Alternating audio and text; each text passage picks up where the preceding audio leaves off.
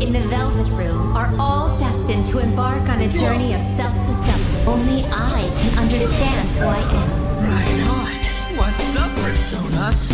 Stepping rocks. What can you do? Cower in fear and watch. Though the flowers of evil blossom, be it known, abominations are fated to perish. I'm ready. Bring it!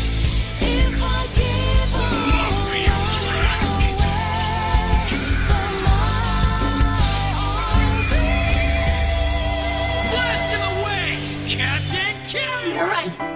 No more holding back. There you go. Nothing can be solved by restraining yourself. Understand? Then I'll gladly lend you restraint. Abominations are fated to perish. Then I'll gladly lend you restraint.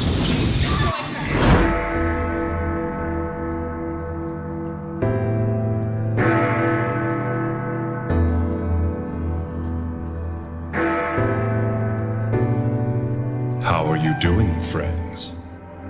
This is the bigger picture that connects all Persona games, all spin-offs, and yes, that also includes Trinity Soul.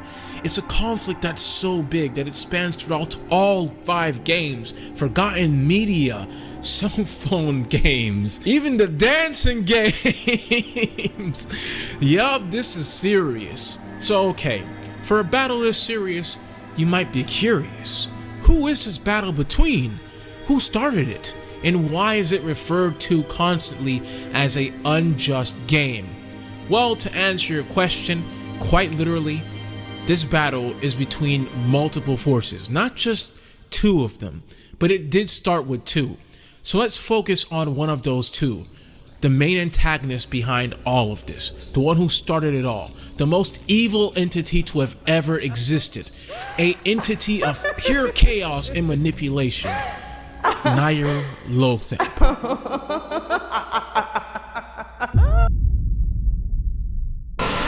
There is a limit to the time you are given. So if someone this dangerous exists, how come you've never heard of them until now? He's so dangerous that Atlus refuses to remake the game that he's from. I'm not even joking, yeah, it's that serious. Obviously, the game I'm referring to is called Innocent Sin. And together with Eternal Punishment, these 2 games make up the entirety of Persona 2. We made it. The last toy is right here. Tatsuya Maya, help me! Good! I don't see any way of getting him down. Damn it! Give John back! Be patient. You're wondering why nothing has happened to you. Well, I saved the best for last. We must show your secret to your friends. Right, Paradox Boy? Almost all of the final battles of Persona lore feature a powerful entity that views humans as their source for power and meaning, but this entity that I'm referring to currently hates mankind, and quite frankly, he couldn't give less of a shit about us or planet Earth. You have learned something. The reality of the world. There are things that you have no control over. I am the shadow of all humans. As long as humans have dark hearts, I will live. Face the last trial of the crawling chaos.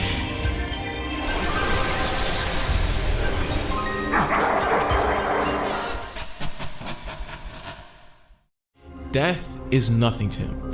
The universe is nothing to him. and even reality is nothing to him. His intention is to spread chaos, and he does it very well. He destroyed planet Earth like it was nothing. But believe it or not, unlike most diabolical evildoers, there's an actual reason as to why bro dogs on mankind so much. I am watching you. See, when Nyarlathotep began to actually mess with planet Earth, he first started by messing with us, mankind. He did it all over a bet with this guy named Philemon. Well done in returning here. I see my faith in you was not misplaced. The Elia cavern behind this shrine leads to the sea of all mankind's souls. All souls are born there, and someday return there. Basically, Philemon or Philemon is a personification of all the good within the collective unconscious, which is the deepest part of the unconscious mind. If that didn't make any sense to you, think of it like this, something a little bit more fun. If the human race had a JoJo stand as a collective to represent us all, then basically it would be this guy, Philemon. So, if something's up, always remember that Philemon has your back. And we're about to see an example of this when Nyarlathotep pulls up on Philemon and starts to diss humanity. He's dissing us all. See, Nyarlathotep and Philemon had some beef because Nyarlathotep believed that humans were irredeemable, vile, and quickly prone to corruption. He mocked Philemon because Nyarlathotep lived among us for ages, and he witnessed many atrocities and unspeakable acts, and watched as people justified their deplorable actions just by believing that their beliefs were solid truths that must be adhered by the entire world. And so those acts were so vile that it made him, a literal entity of chaos, ask himself, how could a being with a soul possibly justify these actions in this manner? And that's when he became a master manipulator, because that's when he realized that, oh, the reason as to why they're doing this crazy shit is because they believe that it's the right thing to do. See, he realized that as long as he can make people believe anything was their idea in the first place, then no matter what he tries to get them to do, they'll find some way to justify it and do that shit anyways. Did you truly think that I wouldn't be able to reach you? Huh? What's wrong with Mr. Kamoshida? What's this about? Confess? Did the volleyball team do something? Suzuki-san! I have repeatedly done things that were unbecoming of a teacher. Verbally abusing students, physically abusing my team, and sexually harassing female students. I am the reason why Shiho Suzui tried to kill herself. Sexual harassment? What? Why would he say that himself? He is the worst. Really? Physical abuse? Look at how far this human has fallen. None of you are safe from my influence. I thought of this school as my own castle. There were even students that I sentenced to expulsion, simply because I didn't like them. I will, of course, rescind those. As long as evil lies within the hearts of mankind, I will live on inside. I am truly sorry for putting innocent youths through such horrible acts. I am an arrogant, shallow, and shameful person. No, I'm worse than that. On! I will this take mind shuts responsibility and kill myself for it. Nyarlathotep basically spread himself throughout mankind. He influenced many people. He caused them to do things that they typically wouldn't do, and led to them justifying it through his own manipulation. Are you Sojiro Sakura? You're suspected for assisting and harboring a criminal. We were dispatched to retrieve you as well. Sakura arrest Sojiro. Sakura What, me arrest too? Sojiro. Sakura. Well then, you're coming with us. I'm sorry, but it has to be now. This way he inadvertently lived through many people as long as they were capable of evil things, evil thoughts. and committing crimes that most people wouldn't commit. He basically became an avatar for evil within all of mankind's souls.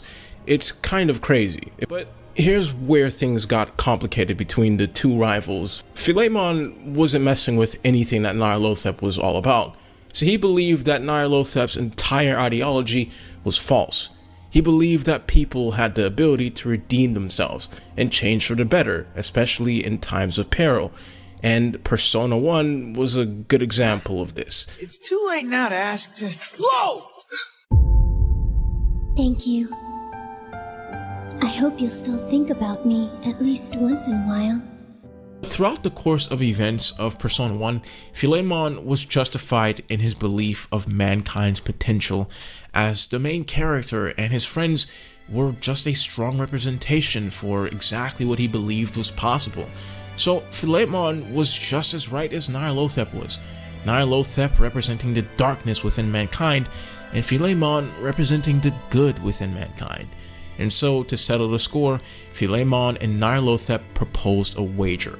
In the coming year, Nyarlathotep would be allowed to take action into his own hands. Basically, he could affect reality in any way that he wanted, spread chaos throughout the world just to prove his point. By the end of Persona 2, this wager was left ultimately unsettled, meaning that it's not really over. So, will Nyarlathotep return? Well, he never really left in the first place. See, I have a theory. See, Persona lore never really expressly states what the Shadow World actually is, but we do know what it could be. And this is where things are going to start to get a little bit crazy, so you gotta listen up here. I believe that the Shadow World is the original planet Earth.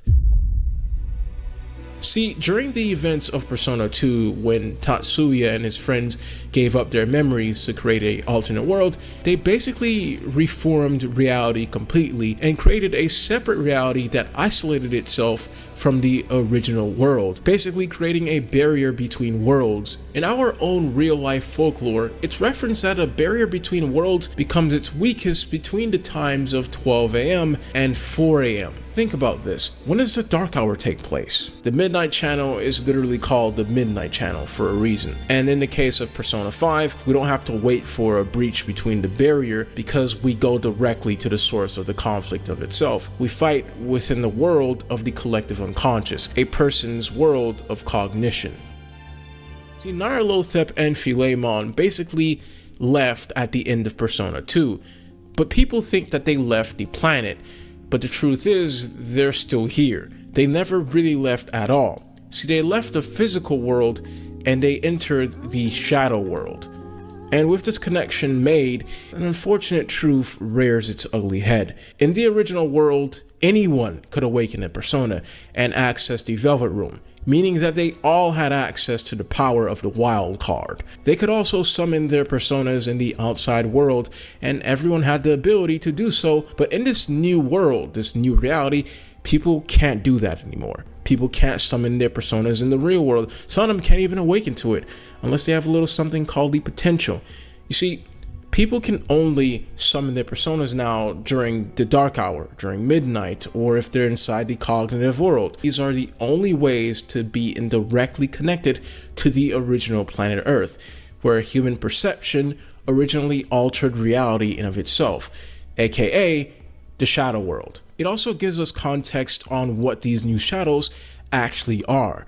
They're the result of crossing the boundaries into this brand new world, an echo of mankind's former selves. Kind of like the light reflecting off a physical body, like a shadow during the daylight, and we wouldn't dare assume what happens when the world is engulfed in darkness. But now we have a bigger problem to worry about. At this rate, we'll have a final showdown with Nyarlathotep, and what's worse is we won't be able to actually fight him, because we can't summon our personas during the daytime, because that's definitely when the showdown is going to go down. So, how do we beat him? How do we bridge the connection between the shadow world and the real world to summon our personas in broad daylight? Well, we're probably going to have to manipulate reality in order to do that. So, who had the ability to manipulate reality in the most recent Persona game? Takuto Maruki. Maruki is the key to beating Nyarlathotep. But this is gonna have to be saved for a completely separate video, because as you can see, we've been here for quite some time. So if you want part 2, all you need to do is subscribe, stick around, and be sure to share this video to other people within the community. They're gonna want to see this one, that's for sure. Especially if you want this to be debunked or talked about, because it's one of the biggest theories that I've ever made, and I don't think it's stuff that I'm completely wrong about. So hey, let's see what happens. Well, thank you for watching my video. My name is Matagatsu, and I'll see you in the next one. Goodbye.